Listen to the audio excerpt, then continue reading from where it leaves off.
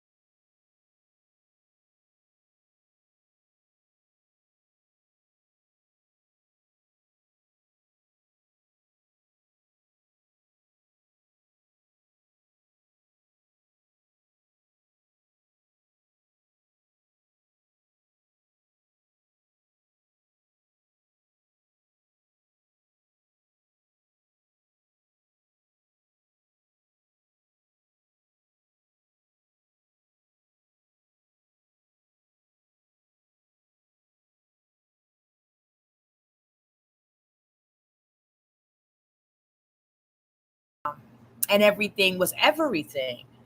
To now, she's saying how she has had to lay on her back almost every day of the week in these, freak off escapades for Diddy to get her rent paid, for herself to even have a name brand purse. So, my.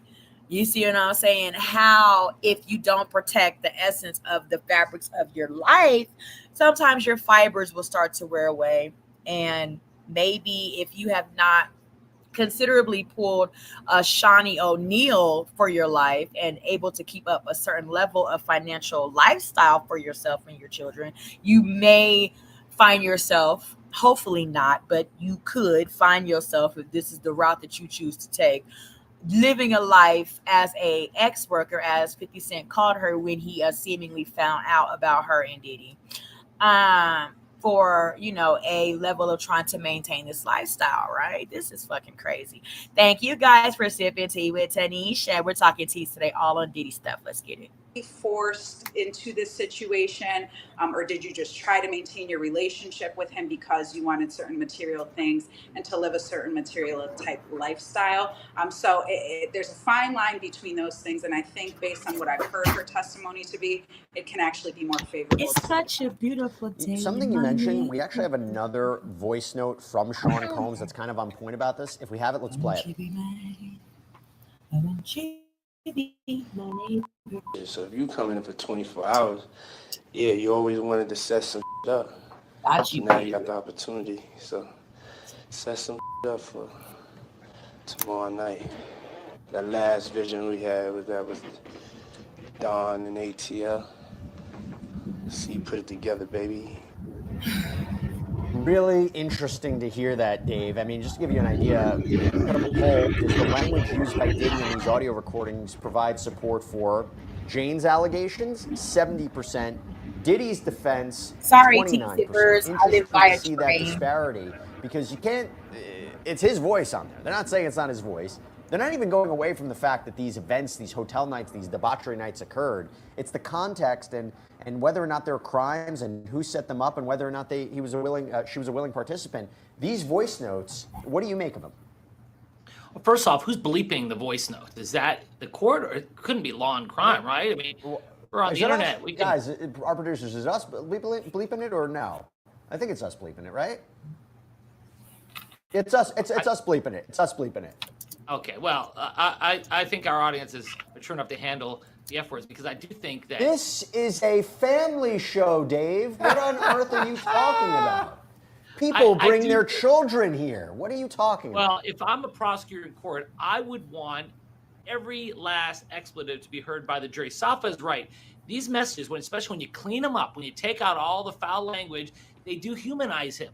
And that's where I think as a prosecutor, I'm a former prosecutor, I would be like, I want it all in. I want all the nastiness and gross stuff and the expletives all in there and not totally cleaned up. So as far as whether they help the defense or the prosecution, actually I agree with the audience that I still think it helps the prosecution because it shows planning these hotel nights or freak-offs. And, to the extent that Jane hurts the prosecution, I still think she helps more than she hurts because she corroborates what Cassie was saying. Cassie had issues in her testimony too because at times she consented, and it's up to the jury to decide whether or not they believe that someone can give consent and then take it back and then maybe say yes, but because she was coerced into it.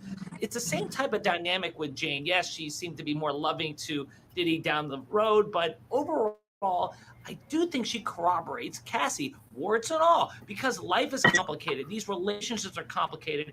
It's important that the jury understands that you can consent at some point, and then you could say no, and it's still rape, and it's still human trafficking. Yeah, one of the things you have to be thinking about here, Rich, is I don't get the sense this. Like when they were cross-examining Mia or they were cross-examining Brianna Bongolan, it seemed to me they were going really strong to say, you're not telling the truth about you being sexually assaulted. You're not telling the truth about you being dangled off a balcony. And you might be making it up for whatever reasons, financial motivations, I don't know. I'm not getting the sense that they're being that aggressive with Jane in that line of questioning. I interviewed Mauricio Padilla for Sidebar, and he goes, she could be a victim. She could be a victim of a toxic relationship. She might not be a victim of a crime, but she's still potentially a victim in all of this. And it makes me feel the way they're cross-examining her and what they're cross-examining. I mean, I don't see how per se so much 50 Cent's baby mama is a victim because we all know, okay, if 50 Cent was only giving her $5,000 a month in child support, being the multimillionaire mogul that 50 Cent is, she could just take 50 Cent back to court and request for child support, or however have you. So what we're hearing is that she chose to go to Diddy for another option and, lay on her back and engage in freak-offs for her rent, for a bag, a purse, a bracelet, things of that, trips, things like that. So, I mean, I don't necessarily hear victim. Okay, she threw up after willingly taking a bunch of drugs. And, Diddy wasn't, you know, a person that was just like, oh my God, you poor thing. Let's take you to the hospital. Like, of course he didn't do that. They were engaging in, illegal activity in a hotel room using a lot of drugs. So, you know, of course he didn't offer to take her to the hospital or something of the sort. Not for nothing. It's like, um, she still voluntarily walked back to the freak off, even though he asked, he asked her to, like, come on, let's finish this. We got this thing going. Let's keep this thing going. She voluntarily went back, right? So, y'all let me know how y'all see it. Do y'all see 50 Cent's baby mama as a victim? Examining her about is almost putting the prosecution in the hot seat, saying that her testimony doesn't really amount to sex trafficking or racketeering. And it's, the idea of what would be her incentive to come forward and testify. She was issued a subpoena. And that brings me back to, questioning 50 Cent's understanding of knowing whether or not his baby mama was being ex-trafficked. Do you think 50 Cent, if he knew his baby mama was under that type of situation, her having custody of their son, her physically having the son, do you think 50 Cent, do y'all think 50 Cent would have allowed Diddy to ex-traffic his baby mama? This is the G Unit founder. Okay. I don't think so. I don't think so. I mean, regular smuggler men will, go to hell and back in gasoline draws for their family. So 50 Cent being the, man that he is, you see what I'm saying? Gangster. I don't see him allowing Diddy or anybody else to human ex traffic his baby mama, especially while she has his son in her care. Now y'all got to look at these factors of the situation. Doesn't have much choice to testify here. Right. Now, yeah. do I think 50 Cent knew about Daphne? I think her name is Daphne. Maybe. I don't know. Anyway, I think he knew she was over there laying around with Diddy. And I think he just let her slut herself out. You see? Because we know the nature of 50 Cent. Okay? He's a motherfucker. Especially if you go against the grain of, his loyalty to you and his willingness to want to see you, happy and taken care of out here in life. And say you try to get greedy or say you try to manipulate or anything like that, around in 50 Cent's world, then he has been known to, kind of give a middle finger to you and let you figure it the fuck out. Okay. So, yeah. However, I just don't see 50 Cent knowingly, willingly, are not doing anything about if in fact his baby mama was being ex-trafficked by anybody. Him just sitting there doing nothing. I don't think that would happen. I don't know that they have the same ammunition against her they have against some of the other witnesses. To me, the strongest thing she says for the prosecution's case is when she testified that after hearing Cassie's story come out, she realized that she was a victim too and that this had happened to another person. And that's exactly what the prosecution wants the jury to come away with. The prosecution wants the jury not to think that this is just something about Diddy's relationship with his longtime on-again, off-again girlfriend, Cassie, that can be explained away as a toxic relationship and a one-off, but this is about fundamentally who Sean Combs is. Look at the way he treats other women. Listen to these voice messages. Look at what he does. That's what they're trying to prove. By the way, Tony Tokes came back, gave a little bit more context. Phone. He goes, it is device one. Diddy had sent KK messages confessing things. Tisa said it is the court records. They didn't find the phone during the raid. Device 1, and then he writes, I don't know, LOL. Yeah, we'll try to figure that out and sort through it. Okay, this is a question for the whole panel. I'll start with you, Rich. It's a great question. This is from Allison Thompson. To the panel, I feel most of our panel guests have a slightly different angle with responses. Has any of your thoughts and opinions changed at all compared to what they were when this trial started? Start with you, Rich. I don't think so. I think, fundamentally, I thought and I still think that they were going to be able to put on evidence demonstrating that he's a bad guy, demonstrating physical abuse. I thought they were probably going to be able to fulfill the elements of these prostitution and sex trafficking charges. And for me, the real issue was always and still is, can they prove a RICO violation? Can they prove all of the things beyond a reasonable doubt that are wrapped up in a RICO violation? I don't have a different view of that than I did at the beginning, and I don't think anything's happened in the trial that really so far has thrown me for a loop. I'll tell you what, I'll get the answers from Safa and Dave on the other end. We have to take a break. Why? Because Elizabeth Milner's outside of court. So I want to get her breakdown about what's been happening today, and also have her answer that super chat question from Richard Essall. We'll be right back right after this. Stay with us.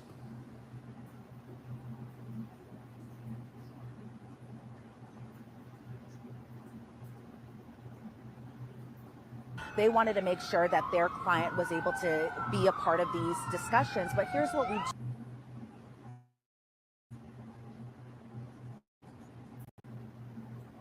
Answering all of your questions before she has to jump back into the courtroom. She was there for all of the testimony today. She's been there for all the testimony for every day. Elizabeth, it's great to see you. So besides the questions like Lunker, who says, will Elizabeth write a tell-all book after this? Or a comment from Tablet Lingua, who says, Elizabeth for president. Besides those great comments, so you already got 1 vote. 2 votes, yeah, my vote. Okay, so besides those, we had this super chat question from Richard Ezios, excuse me, and it says, can you please dive in and elaborate about this bombshell phone evidence that was filed June 9th by the prosecution that they're trying to bring in? Do you know what this is about, what this could be about? Yeah, so I think it kind of could possibly be about, as far as the prosecution goes, is that the government wanted to enter some note entries that Jane had made in her phone. This was after Cassie's lawsuit, and they wanted to bring this up under redirect. And so there was kind of some arguments about it this morning, but it seems like from the government's perspective, they really wanted to get in one particular, at least, sentence from this voice note, or from this note in Jane's phone app, where Jane had expressed in December of 2023 that she felt manipulated and she felt obligated to be doing these hotel nights about 98% of the time. The government, in their argument this morning, was saying this kind of rebuts the cross-examination as far as Jane, as far as the questions that the defense was kind of posing to Jane as far as just her willingness to participate in these hotel nights. But according to the government, they want to use this particular sentence, at least from my understanding of it, just so that way they can kind of help rebut this under redirect. However, they should have possibly introduced this under direct, but I think given where the cross-examination has gone, that they were trying to introduce more exhibits as well too. But it seems like from their perspective that they just wanted that one little piece of sentence, because it seemed like the judge didn't want all of these exhibits to be put in under redirect. But the judge said that he'll reserve his ruling as to that one sentence. So we don't know if that sentence will be admitted, if the jury will hear this particular note yet, but I believe that is the answer to your question, and I hope I answered it well. Okay, what about this? We got a question from Michaela, and this is really interesting because I can't get a sense of it either based on the reporting. Do we know why testimony was delayed today? I saw it was due to an unknown issue, but wanted to ask if you may have heard anything. I mean, this just came up again right before the break. It seems that the judge had even wanted, or the prosecution even wanted, Sean Combs to be a part of this meeting. That is, there was some issue that was discussed in the robing room. They have concerns. Do you have any idea what is going on in the judge's chambers? Yeah, well, unfortunately, I have no idea what's going on, and I think a lot of us have been kind of scrambling to figure out what exactly is happening, because it seems like from both sides they're being very tight-lipped about this. But from the defense's perspective, Sean Combs wasn't in the back for the conversations that were had in the robing room or the chambers room, and it wasn't being transcribed either, so he wasn't able to follow along. So from the defense's perspective, they wanted to make sure that their client was able to be a part of these discussions. But here's what we do know, and I'm going to wait for the ambulance to pass real quick. Okay, no, we're good. But as far as just what we do, so Elizabeth, it's super loud, super loud. I'll jump in. I'll jump in as we wait for this to happen, because it's, you know, you're in downtown New York. Okay, so very rude. They're interrupting our show, by the way, but it sounds like an emergency. So there you go. Okay, back to you, Elizabeth. So now, talking about what happened with this issue, as far as you know.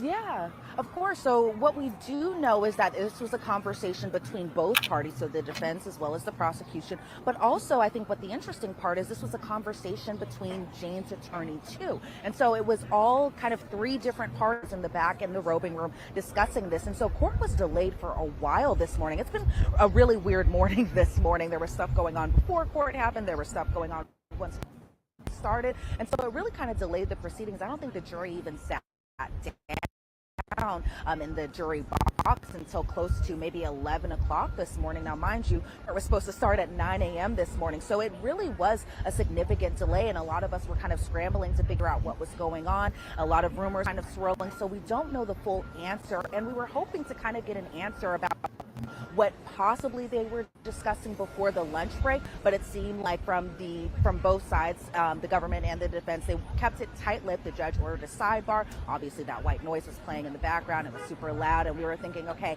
after the sidebar is over, maybe they'll talk about it. And then they were like, okay, lunch break, everyone. And so then lunch break happened. So unfortunately, we still don't know the full scope of what was going on, but it seemed like a very important conversation that was being had because it took so long. I think Diddy really wanted to be a part of it because he seemed a little kind of agitated that he didn't know what was going on. And the defense attorneys were kind of shielding him, talking with him, whispering with him as they were kind of trying to figure out from their own end what was happening too.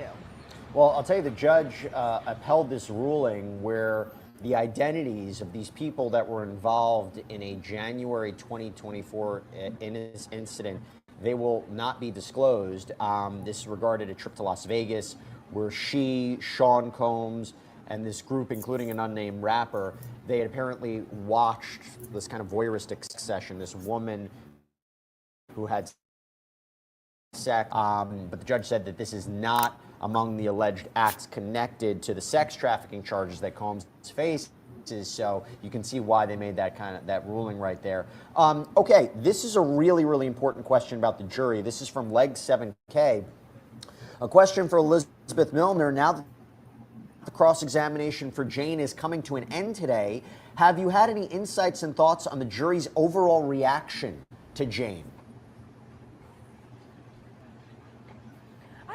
How they're feeling about Jane necessarily. I think there were maybe during, especially her cross-examination, because I think kind of the issue is we hear one thing under direct and you feel for her, and this kind of applies to other witnesses too, where you really kind of feel for them while they're under direct. But then when you kind of peel back the layers just a little bit more under cross-examination, you're kind of learning more of just the scope of everything. So whether it be the text messages, whether it be even her of willingness or alleged willingness to participate in these hotel nights and possibly being fine with them, you feel like you start to kind of learn a little bit more, a little bit deeper under the cross-examination. So, for example, when they were talking today about this unnamed rapper and his girlfriend/wife who was going to Vegas and Jane was going along with them, when the jury saw who this unnamed rapper was, because unfortunately we still aren't able to see the exhibits, I did see one juror in the second row kind of going, interesting. So I feel like heads are at, I don't really know. There are also times where like I'm seeing them kind of either looking away or I'm seeing them looking directly at their screens, but I'm kind of thinking, okay, are they wondering how much longer is this particular witness going to be on the stand? How much longer are they going to continue to hear what feels like the same thing over and over again? And they're probably wondering why there's been so many holdups today as far as court starting, court ending, and just the overall testimony too. Yeah, they don't have as much information as we do, including how every piece of evidence fits into the overall case. Before I let you go, Elizabeth, we talked about the jurors. Let's talk about Diddy. ATX Stanley asks, question for Elizabeth, what has Diddy been doing while the witnesses testified? Does he stare at them and nod or shake his head or doodle on a notepad? What is he doing?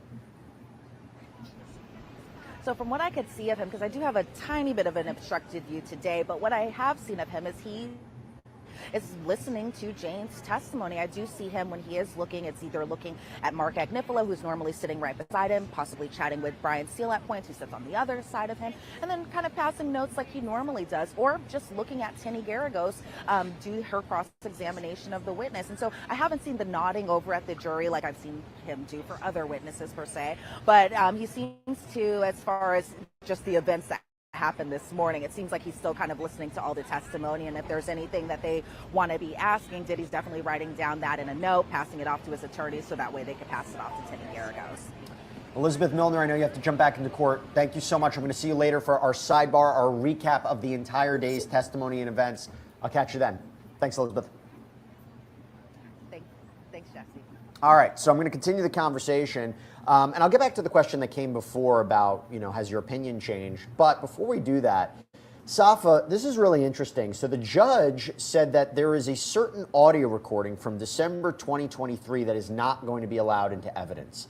And the prosecutor here had argued that by that time, so Cassie had already filed her lawsuit, that Combs was allegedly making a record, maybe a video record, an audio record, that he was trying to paint a certain narrative, that he was trying to craft a narrative about what was going on with Jane, and it's a self-serving false narrative in the recording. And if that's true, I'm surprised that he wouldn't allow it in, but also, doesn't that go into other allegations that we've heard before? I mean, Mia testified that D-Rock, Sean Combs' former bodyguard, had reached out to her after Cassie's lawsuit and was kind of trying to seem to suggest that, everything that was going on with Cassie and Sean, it was all normal. It was a typical relationship, right? And that he was trying to get Combs to reach out to her. And he's already been accused of trying to influence witnesses and reach out to them and tamper with testimony. I mean, look, doesn't that make up some of the racketeering charges that he faces, the racketeering charge that he faces? So I find it interesting that the judge wouldn't allow this in because it seems quite relevant to the case. I would think that it would be relevant. Certainly evidentiary reasons that the judge may not have allowed it in.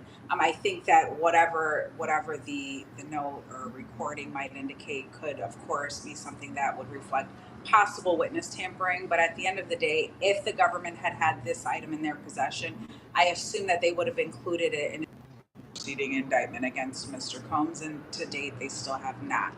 So that's one thing. Not only that, but with respect to the voice note, one of the things that comes to my mind is, was it completed so that he could turn that over to his attorneys for legal representation or for legal purposes? And of course, correspondence between us and our clients, they're confidential and privileged. So could that be the issue? The first things first that the court is going to look at with regard to any piece of evidence that comes in is it relevant? This certainly could be relevant. Then the court will do the balancing test of whether it's probative or versus prejudicial, things of that nature, and any other further inquiry that the court needs to make to determine if this is a piece of evidence that could come in, and also could it be properly authenticated. So anything that comes in, videos, voice notes, things of that nature, they need to be properly authenticated. If this is Mr. Combs just making a note to himself with regard to, his defense and things like that, and he's not going to get on the stand to testify, then how does the government try to get that in? So that would be my possible reasoning as to why this is not going to be allowed for the moment, at least. Dave, it's come out that we believe the prosecution's last witness, or maybe their last witness, will be a summary witness. So Danny asks, what is a summary witness? Well, first off, I really appreciated Safa's comments just now. I think she's right on, because I didn't understand why they wouldn't be allowed to introduce that clear probative evidence against Diddy.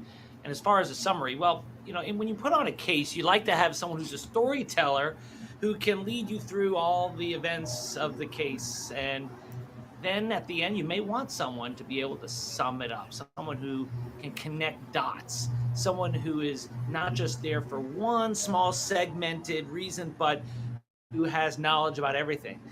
Who would have knowledge about everything is KK, but she's not reliable. Let me. I'll talk about KK in a second because we got a question coming in about this. But Dave, does it have to do anything with, like, there's a series of charts, or there's so much voluminous evidence that they kind of summarize it in a way, because you can't just go through every piece of it? Is that what a summary witness may do as well? And if so, I'm not entirely sure what all the charts would be. No, it's not like an expert who then just does the job of the attorney. That's what Right. closing argument is for. Right. The closing argument is when you summarize it and you can bring out your charts and the demonstrative exhibits. But no, the witness would just be someone who has something to offer, some probative information to offer, but can tie everything together. That's what they're talking about here. Okay, Rich, you ready for this? Talk so much about KK, Christina Koren, who's been brought up so many times. I love our audience, Rich. I love our audience because they're so in tune. They have such good questions and they make such good points in our polls too. We put a poll up. Who do you think the defense's first witness is going to be? 62% say Christina Koren. We have 17% who say Stevie J. 11% say Alex Fine. This is Cassie Ventura Fine's husband. You ready for this? 8% say Diddy, that he's going to take the stand. But 62% think, we've been talking so much, Christina Koren has to be a prosecution witness. Is she going to be a defense witness? To say what? I mean, first of all, what is she going to say in his defense that would be helpful? And second of all, if the prosecution doesn't call her, you're really going to put her on the stand and have her be cross-examined by the prosecution?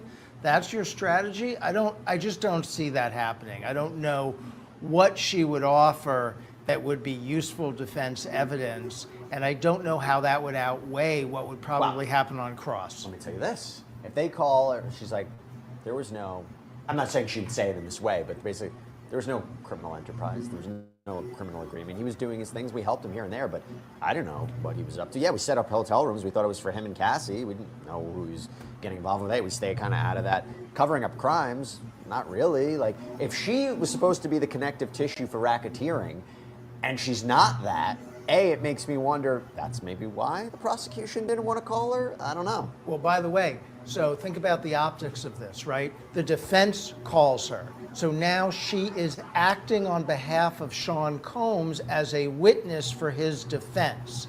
And they cross-examine her. And I think that makes it even stronger that she's connected to the alleged criminal enterprise and the alleged criminal conspiracy, because now you have her at trial testifying on their behalf, whereas if the prosecution calls her as a witness, Sorry about that, guys. then there's some thought, maybe she's made a deal with the prosecution, maybe she's turned on Diddy, maybe she's doing this to save her hide. If she testifies for Diddy, she doesn't have any of that. Yeah. Well, I'll throw this to Alex, our producer, just asked, and I'll throw this to you, Safa, could KK be called as a rebuttal witness after the defense? Oh, well. Not sure who you want to answer Well, that. I threw it to you, Safa, but look, I got to say, Dave has been jumping up and down about that, so let me throw it to Dave first. Oh, no, give it to Dave. All right, no, I think yes. I think she is not going to be called as the defense's first witness. She's not going to be called as a defense witness. So I agree with Lawful Riches, by the way, that's his Twitter handle. I agree with Lawful Riches on that one 100%. I'm surprised that our audience would say like 68% said that she would be the first witness. That doesn't make sense. But would she be a rebuttal witness for the prosecution? Yeah, very possibly. I think she is that thing that hangs over the defense. Better watch out what you say, because we're going to bring her in and she's going to do great damage to you guys because she knows everything. So, Safa, I'm going to throw this one to you. You saw our poll. 8% think Diddy's going to be called to the stand. Well, actually, that was not who the first witness is going to be. They think Diddy's going to be the first witness. Well, Safa, Shady Goat, phenomenal name, by the way. Shady Goat asks, is there a chance they're going to put Diddy on the stand, and what are the benefits of doing so? We know the risks. What are the benefits of doing so? There is a possibility that Diddy does decide to take the stand, anytime that, it now becomes the defense's case in chief, the defendant does have the ability to testify if they choose. We as the attorneys advise them as to whether or not we think it's a good idea, and more often than not, it is an absolute horrible idea. So I would assume that Diddy's attorneys are going to advise him not to testify. Whether or not he will listen to what his attorneys tell him or not is to be determined. If he does testify, he will be subject to cross-examination by the prosecution. And I think that the benefit, if there's any, could be that he gets to tell his own story. He will attempt to explain away some of these things, including these were loving relationships that he was a part of, that how he has financially supported these women and had their consent and things of that nature. But there is still a huge danger, and I think it would be more dangerous for him to testify on his own behalf as opposed to just continuing to remain silent and allowing these voice notes and other pieces of evidence to tell the story for him as best as possible. So that is a possibility. I don't think that it's the greatest idea. TBD on whether or not he'll testify or not. Yeah, we'll see. It's his choice. Okay, Rich, we got a question from Merlene Spies. Is the love contract not perhaps an NDA? Simpers, what do you guys think? Should Diddy testify? I'm on the fence. With a lot of shit going on, Diddy trial. I don't know. I think it could hurt and very well help. Like if Diddy gets up there and tells his side of the freak offs, as the other people have been doing, maybe it could help, maybe it could hurt. I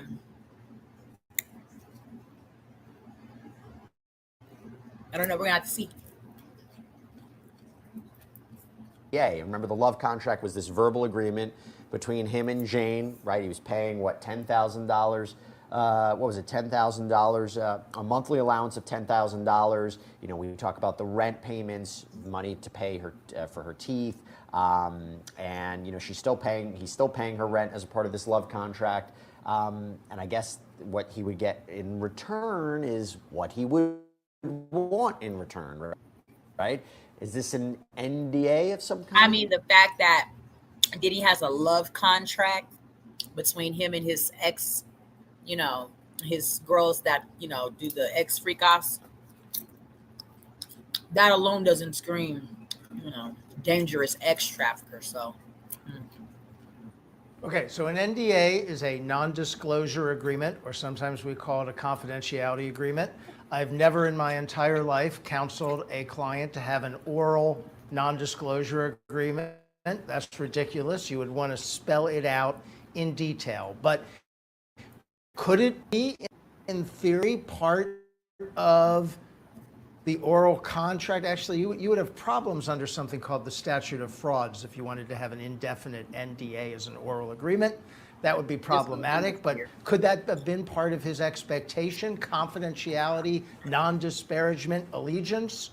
Sure, that could have been part of his expectation. Dave, this is from Olivera Nikolic, who's also been so generous with their questions as we've been continuing these lunch shows. What happened to the alleged tapes that Diddy recorded of these freak-offs? Where are they, and will they be released at trial? I think the jury's seen aspects of them, and no, they will not be released. They will not going to be released for the public if in fact they were submitted as evidence, right? Yeah, there's a rule of evidence that if something's more prejudicial than it is probative, then it would be excluded. It's Rule 403 of the Rules of Evidence. So I don't think you're going to see it now. The jury could see the redacted version of it, but can you imagine? I mean, to do a Caligula-like video in front of the jury would just be, I just think that's prejudicial, distracting, it would be expensive, and they would never be able to unsee it. So no, I think the key video is the one you're showing on screen right now. Him dragging and punching and assaulting Cassie. But as far as the sex videos, the freak-offs, they could see maybe some excerpts of it, but they're not seeing the whole thing, and they don't need to. Let me throw one more question at you, Dave. This is from Sapphire. Won't Cassie and Capricorn Clark's testimony alone be enough to convict him? On human trafficking, yes. On the prostitution, perhaps. But on racketeering, I agree with Rich said earlier that I still am not sure the prosecution has. Well. Let me. Okay, ready? What are two underlying crimes for sex trafficking? Excuse me. What are two underlying crimes for racketeering? Sex trafficking and kidnapping. She claims she was essentially kidnapped at gunpoint. Yes, but you need an ongoing criminal enterprise. You really do need to show that there are other employees who are working on this as part of this enterprise to do it for the boss. And the fact that there are legitimate allegations of kidnapping, human trafficking, arson, all these other things, you still just show this a coordinated, this is a business that, like the mafia, that has that goal in mind to help the boss, as opposed to some ad hoc, people acting badly and no coordination. So I think although it does help get you there, I don't think it gets there entirely. I think that's going to be the biggest question for me when it comes to the verdict time. I do think that Diddy is going to be convicted of human trafficking, serious charge, and the Mann Act, the prostitution charge. I'm still not sure about racketeering. All right, we got a question here. So the white man in the corner, right corner, said that he's sure that Diddy will get convicted of the Mann Act of prostitution.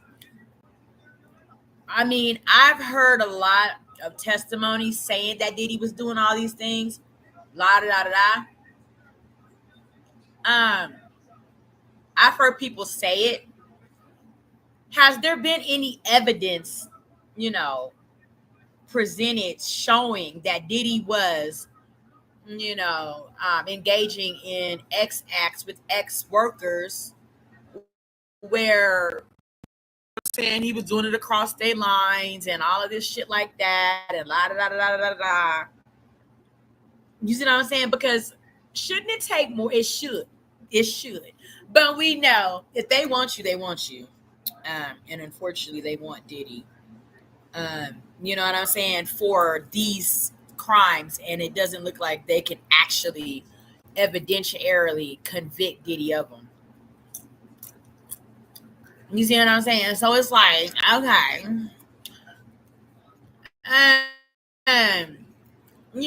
Like, everybody's saying it about Diddy. Can anybody prove it? Can anybody go in, and show some evidence saying on this night we, were exchanging correspondence between us. This is the evidence showing that, yes, we had a prostitutal solicited escapade, and this is the money that was. I mean, I've heard them say they did it. Can they prove it? They're just gonna put Diddy in prison for motherfuckers getting up on the stand saying some shit.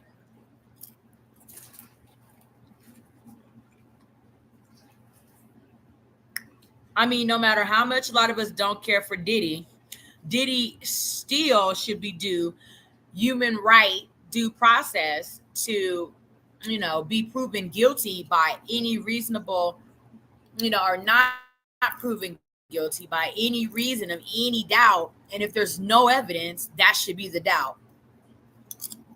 Do we know that Diddy was doing that shit? More than likely, hell yeah.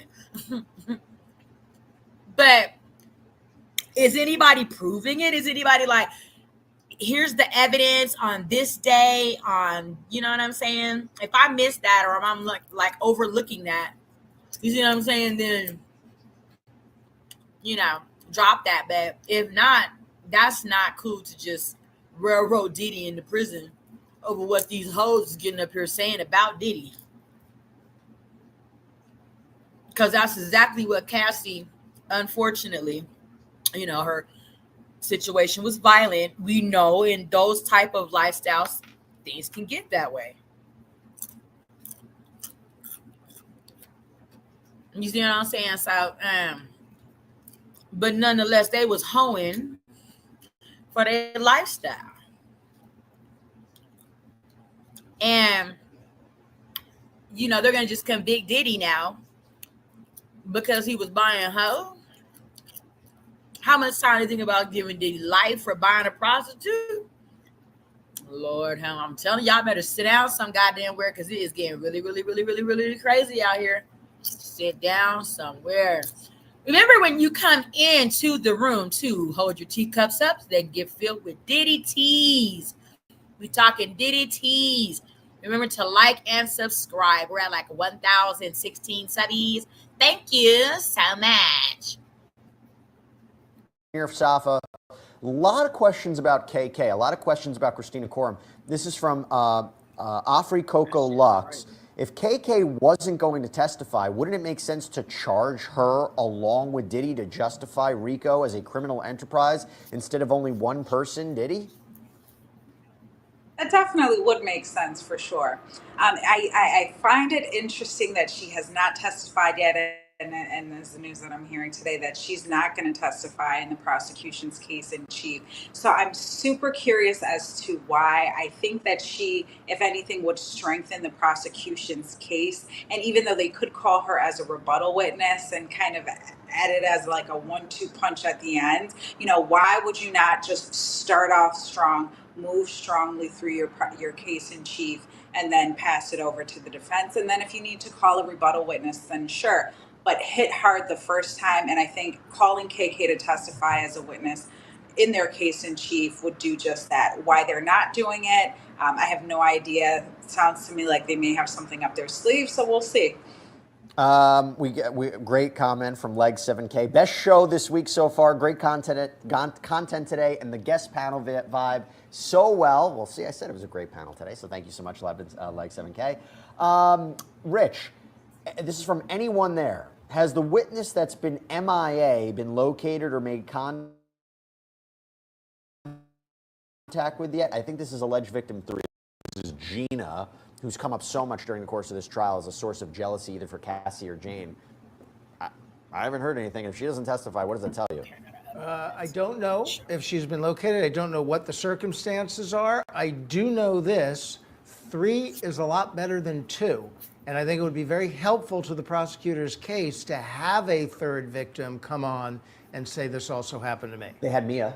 Mia was alleged victim 4. And there is an alleged victim 5 who we don't know too much more information about, but the judge said she would have to testify not using a pseudonym, so I don't know what's going on there either. Yeah, I mean, it's hard to get these victims to testify and to be confident you can put them on the stand and have them be credible and useful witnesses. So I don't know exactly why this is an issue, but I think from the prosecution's point of view, you want as many as possible. By the way, so submit your questions. We're going to be on for another 20 minutes or so. If you have any questions about what's happening in the case, what's happening today, we'll make sure to answer them. I just want to throw another question to you, this because this is about NDAs. This is from ATX Stanley. Who is Diddy's business attorney or legal advisor during all this time? Who drafted these NDAs? Well, not the oral agreement, but I guess if he had NDAs that he was making people sign. Yeah, I don't know. I suspect he had NDAs. A lot of celebrities, a lot of people with public lives have NDAs. NDAs cannot stop people from testifying when they're compelled by a subpoena or called as a witness and sworn in under oath. You don't get to say, I have an NDA and therefore I'm not going to testify. And ultimately didn't stop Cassie from filing a lawsuit, which is, I think, what sets all of this in motion. So NDAs only provide so much protection. Great question that I have to ask the entire panel about this. This is from Lisa5472, also been on with us almost every day. Saf, I'll start with you. I'm going to ask it to everybody. Jesse and panel, if it went to the jury today, what do you think the verdict would be? I'm going guilty on the transportation to engage in prostitution. It's a toss-up for me on the sex trafficking charge, but I think more likely than not there will be a guilty verdict handed down on that. With respect to the RICO, I don't think that the jury at this point today is going to be able to find him guilty of the RICO, or they may be deadlocked into determining whether or not he's guilty of that. I don't know that they're going to come back unanimously on the RICO charge. It's so confusing. There's so much evidence that have to deal with and consider with respect to that, and specifically the enterprise component. I do think that the 2 underlying charges within the 10-year period have been proven, but again, we have that enterprise component that I don't know that the government has really fully proven beyond a reasonable doubt. Dave, you mentioned a little bit before, but what do you think? Verdict today, what would it be? Well, first off, kudos to Lisa. It looks like she and I share the same birthday. May the 4th be with you and me. So as far as the verdict, I think guilty on the Mann Act, that's the transportation for purposes of prostitution, guilty on human trafficking. And I think as of right now today, I think the jury would be hung on racketeering. That could change as more testimony is delivered at trial. Rich Schoenstein? So I'll handicap it. I think if I was setting odds, if we were in Vegas and I was setting odds, I would give the best odds of guilty on 2 out of 3. I would give the second best odds on guilty of 3 out of 3. I would give the third best odds of a hung jury, and I would give very, very, very slim odds on a complete acquittal. That would be at the bottom of my list. Okay, well, they asked me too. So they said Jesse and Panel. I'll give my take, okay? First of all, I think he is found guilty of transportation to engage in prostitution, both for Cassie and for Jane. I think there has been a lot of testimony about these events, whether you call them freak-offs or whether you call them hotel nights, happening in multiple cities. So now you have the transportation of these two victims to multiple different locations. And by the way, this is not even about sex trafficking. This is purposes of prostitution. There has been testimony that specific sex workers were used in multiple locations. Their flights, their travel had been arranged through Combs, by Combs, through, I think that's important too. They were paid by Combs or through his associates. I think you have a straightforward case of those two charges. Sex trafficking with Cassie, I think you can possibly get with at least 2 instances. The 2016 tape, the jury could accept that she was trying to run away or leaving a freak off. She gets beaten up, dragged back in the direction of a freak off. So this is another location, sex work, violence. I think you can, it ticks off a lot of the elements. I also have said this before, but the allegation that he showed her freak off tapes on a plane, that she threatened to release them. That's an alleged threat. There's a travel component. They land. He demands a freak off. He gets a freak off. So now you have commercial sex. I think it attacks a lot of that off. I can't say that he's going to be found guilty of sex trafficking with respect to Jane. It feels a little bit muddied at this point about whether or not her reluctance to engage in this was a form of, force, fraud, or coercion. Racketeering, I think there's 75% there, while I believe they've proven several, or at least they may have indicated evidence to prove some of the underlying acts. I agree with my panel. I don't know if we see this kind of criminal agreement, this kind of organization that's necessary. But let's continue the conversation. Okay. So, and by the way, Leg 7K said, Jesse, you're going to answer Lisa's question. I did just answer Lisa's question. That's right. Question from IA. I'll throw this to you, Safa. Are there going to be other trials stemming from this? With all this evidence, could Diddy supporters end up with their own trials? I don't think that there are going to be any other trials stemming from this, unless we have someone that gets on the stand, testifies, perjures themselves, or something of that sort. I think that right now, it's pretty clear that Mr. Combs is the target of the investigation, the target of the indictment. If someone were to get on the stand and testify and perjure themselves, or if there's someone that's entered into a cooperation agreement with the government and deviates from that agreement, could they be prosecuted, based on either perjuring themselves? Yes. Or depending on what the cooperation agreement would reflect, could they ultimately end up incarcerated if they don't fulfill the requirements of that agreement? Absolutely. But I don't think that people who generally, quote unquote, support Mr. Combs will find themselves in hot water in prosecution based on their support. No, I don't think that's the case. By the way, Lisa5472 says, Jesse and panel, wow, thank you for the awesome reply. Well, thank you for the great question. All right, Rich, we've got a question here from RSS. What happens if he gets charged, I think they mean convicted. What if he gets convicted with trafficking and transportation but hung on RICO? Does the government retry that portion or let it go? And I'll also throw this one to Dave too, but first you, Rich. They certainly have the opportunity to retry it. Now, I think probably if they get the convictions on the other counts, may depend on what sentence gets imposed. But they may decide not to retry, that's enough of a victory, and they've put him in jail for long enough that they're not going to worry about going forward on RICO. But it's an interesting question. Yeah, Dave, and this is an interesting question too. I agree. I wonder if the sentence that he would be convicted on would matter for the decision to retry on RICO, because RICO carries up to life in prison. But I don't know the timing of that. In other words, can they wait to see what the sentence will be before they make the decision to retry him? Yes. And that's why I do think they'll wait to see what the sentence is, although human trafficking carries with it a mandatory minimum, so he will serve prison time. Also, they'll want to see what the jury count is. If it's 11-1 in favor of a conviction, there's one holdout, it makes it more likely they retry it. But quite frankly, after this huge case that's taken years to put together and go to trial, I do think that this will be it. I think it's most likely if he's convicted of those 2 out of 3 charges, most likely that's it. Although, as I said, if he gets like some slap on the wrist and gets the minimum sentence, yeah, there's always a chance they'll try him again for racketeering. We got a super chat question from Carol Mogan. Carol, thank you so much. Rich, I'll throw it to you. Who thinks KK will be called by the government and when? So, I mean, it doesn't look like she's going to be called by the government, except as we talked about, maybe as a rebuttal witness.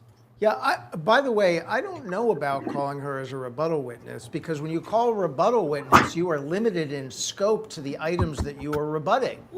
So if you're going to call her... I will say, if any one of you ever wanted to be Diddy, I bet you don't now. Why are you saving her if you think she has useful testimony for your case? He got himself in a bad way. He is in a bad way. And they're insisting. A lot of people are advocating for Diddy to go to prison for having sex with prostitutes, and the way that they feel that he forcefully coerced people to be a part of these freak offs. They want to see Diddy's ass in a sling, bitch. What do y'all think? Do y'all think it's railroading? I do, in a sense. Definitely. But I mean, could this also be Diddy's past coming back to haunt him? Could this be from all the things that he has done in his past? There are allegations and suspicions of Diddy having things to do with the murder of Biggie Smalls, Tupac, Kim Porter. Could this just be his karma? Whether it's right or wrong, who are we to say how Diddy pays for his karma? And unfortunately, we've seen this all too much with Bill Cosby and so on and so forth. So we're gonna see, y'all. And you're putting it in the hands of the defense. You're basically fighting a strategy war. Well, if they argue this in defense, then I can call her as rebuttal witness. I don't know about that. I still think there's a chance you'll see her in the case in chief. Got a question from Allison Thompson. How much longer will this trial go for? Is there an estimate for an end date? I think another 3 weeks. I think they're going to try to get it by July 4th. Doesn't let you know how long the jury deliberation process will be, which I will tell you, if they consider everything that they've heard and they have to, weigh through the credibility of these witnesses and weigh whether or not what their testimony matches up to these complicated charges, this deliberation process could take quite some time. Safa, great question from SL600. Does the trial being in New York City help Sean Combs? I mean, he is being judged by a panel of his peers from New York. Jagger doesn't have school on Thursday or Friday. It depends is always the question. The Southern District of New York, they have a team, prosecution team. So, they're very good at what they do, obviously, which is not always good for the defense, of course, but it is what it is. And feds have the have a high conviction rate regardless. The fact that there's cases sitting in New York City, right? So you have individuals who, come from all walks of life, who have had many different experiences that are now coming in to sit on this jury and bring those diversified experiences in to sit on this jury. So I think that definitely could be a benefit for Mr. Combs. Yep, I agree. Okay, we got another question coming in. Where is it? Okay. This one I'll go to you. I'll go to you, Dave, on this one. This is Abhilasha Darawal. Why did the defense decide to raise concern regarding pseudonyms after such a long time? Why was it not done during pre-trial? Well, I think it was done during pre-trial. I think it had to do pseudonyms with respect to a specific incident that's being brought up by Jane's testimony, right? I could be wrong. Right. No, that's right, because this is something you would bring up pre-trial. The defense doesn't want the implication that the witness is scared of their client, and that would make the jury perhaps scared of their client. And so you can see why they don't like the pseudonyms. But yeah, that would have been brought up pre-trial, and perhaps we're talking about something different, like you said, a specific incident it came to the trial itself. Mm-hmm. Yep, that's exactly right. Okay, let's continue on. Taking more of your questions right now. Where was this? Don't really have I'll come back to that question yet. Actually, I'll answer this question. This is from Nikki K. Jesse and panel, was juror 6 removed, or is the judge still deliberating on that? This is regarding, again, we don't really know what the issue is with this respective juror. There was talked about a lack of candor. The defense had accused the prosecution of basically trying to exclude a black juror from the jury. There's been no ruling yet. I think they had to submit, both parties had to submit written arguments, but the judge said he'll make a decision before the weekend, so we'll see. Okay, Rich, to you. This is from Naturally Now. Why not bring in profilers like Dr. Ann Burgess in the Diddy case? Victims are scrutinized. Why not show jurors how his refined, repeated behaviors fit a known criminal pattern? I mean, first of all, it's tough to bring in evidence like that, a profiler. Now, you can bring in some evidence to talk about how victims of domestic and sexual abuse may react, to sort of counter the defense narrative that these women were all willing participants and they're only turning now for their own self-interest. You can perhaps bring in some expert witness on that. But I don't know that you can just throw a predator expert on the stand and let him or her testify that Sean Combs is a predator. I don't know that that would work. Safa, this is a fair question. This is from Kid's sister. Do you think the prosecution really missed the mark on Brianna Bungolan's testimony, considering they didn't confirm her dates when the balcony incident happened? Necessarily miss the mark. You may have instances where witnesses may not fully recall, certain times, dates, or things that occur. I'm pretty sure, and I can guarantee you that they have prepped her as a witness, and whatever her prep or testimony or whatever she discussed with the prosecution team reflected whatever date she initially said or what she testified to as being the date that this incident occurred. If it wasn't that, and Mr. Combs was on the East Coast at that time, then that's an issue for the jury to decide, whether or not they're going to give her testimony credibility as far as the date that this occurred. Could it have just been something that she forgot, or just a mistake as terms of when this incident actually occurred? It could just be just that. But I don't think that they missed the mark with her. And again, there's some of the testimony that's coming in is going to be questionable regardless, whether it's her or anybody else that is called to testify. People may not fully testify the same way as they've been prepped to do, and it may not always be as consistent or gel with other witness testimonies as the prosecution would like. But I don't think that they missed the mark with her. So here is a very important question as we think about grand picture. I will go to you with this, Dave. Question from Stella. In your professional opinion, how likely do you think it is that he will get life without parole if he's convicted? I don't think so. I think the fact is that the judge is a human like everyone else and knows the celebrity and knows that he has no prior convictions. He was charged with previous crimes. And although there's a mandatory minimum here and can be sentenced to life in prison if he's convicted of these counts, I think that he'll get something short of that. And then there's always the possibility of a presidential pardon, which would be